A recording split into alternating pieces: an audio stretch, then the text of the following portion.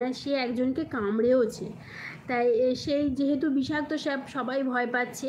তারপরে যাই হোক 2-3 জন মিলিয়ে সে আস্তে আস্তে খাটের তলা থেকে নারকেলগুলো সরিয়ে সরিয়ে শাবল, লোহার শাবল হয়, সেই লোহার মানে 2টো শাবল, তারপরে অনেকগুলো কোচ। কোচ চেনো তোমরা? কোচ হচ্ছে যেগুলো দিয়ে সাপ এই মাছ মারা হয়।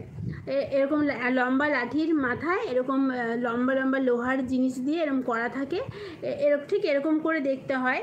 তো ওরকম টাইপের 2-3খানা জোগাড় করেছি, করে নিয়ে তারপরে ওই সাপটাকে মেরেছে।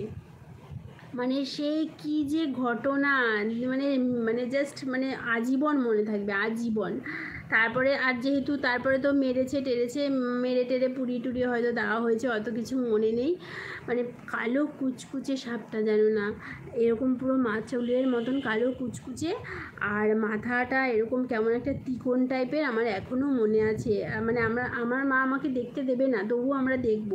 তো যাই হোক, সেই ঘটনার পর থেকে তো কতদিন যে রাতে ঘুম হয়নি, ঘরে ঢুকতে আমরা ভয় পেতাম, জানো। মানে আমরা এমন সিচুয়েশানে অনেক দিন কাটিয়েছি না, আমরা একা একা ঘরে ঢুকতে ভয় পেতাম। আর তার মধ্যে ছিল না, না প্রথম দিকে কারেন্ট ছিল, আমার ক্লাস 8 অবধি কারেন্ট ছিল। তারপরে আবার 2-3 বছর কারেন্টও ছিল না। সে কীভাবে যে দিন কেটেছে আমাদের। তারপরে এই একটা সাপের ঘটনা গেল। তারপরে 2টো ঘটনা বলবো বলেছিলাম, সাপের 2টো ঘটনা বলে দিয়েছি।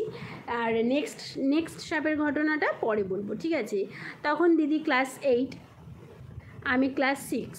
দিদি অলরেডি তখন প্রেমে পড়ে গেছে, জামাই মানে এখন দিদির যে হাজবেন্ড। তারপরে হঠাৎ করে একদিন এরকম দিদি কোচিংয়ে গিয়ে আর ফেরত আসলো না, মানে পালিয়ে বিয়ে করে নিল। ব্যাস, এবার আমি হয়ে গেলাম একা পুরোপুরি, কারণ আমার 24 ঘন্টা দিদির সাথেই কাটতো। তখন আমি ক্লাস 6-এ, আর তখন দেখবে এখন যেমন ডিসেম্বরে অ্যানুয়াল পরীক্ষা হয়, জানুয়ারি থেকে নতুন ক্লাস শুরু হয়।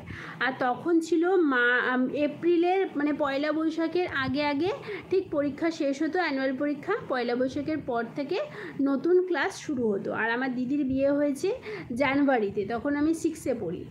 তার কিছুদিন পরেই 7-এ উঠেছি। তো তারপরে 7 মানে একটা ক্লাস 7-এর মেয়ে, মানে ভাবো অনেকটাই ছোট। এখনকার 7-8-এর বাচ্চারা যেমন পাকা হয়, তখন কিন্তু অতটা পাকা থাকতো না। আমি 2002-3 সালের কথা বলছি। তো তারপরে যাই হোক, দিদি এরকম হঠাৎ করে বিয়ে করে নিল। সেই তো হুলুস তুলুস কাণ্ড বাড়িতে, হঠাৎ করে জামাইবাবুর সাথে প্রেম করতো। তো জামাইবাবু ক্লাস 8-এ পড়ে একটা মেয়ে, সে যদি প্রেম করে তাহলে তার বাবা মার অবস্থা কেমন হয়। তো বাবা মা কাকুরা সবাই মিলে দিদিকে অনেক বুঝিয়েও ছিল যে তুই এরকম ওর সাথে যোগাযোগ করিস না, এখন তো পড়াশোনা করছিস, করে নে, তারপরে পরে দেখা যাবে।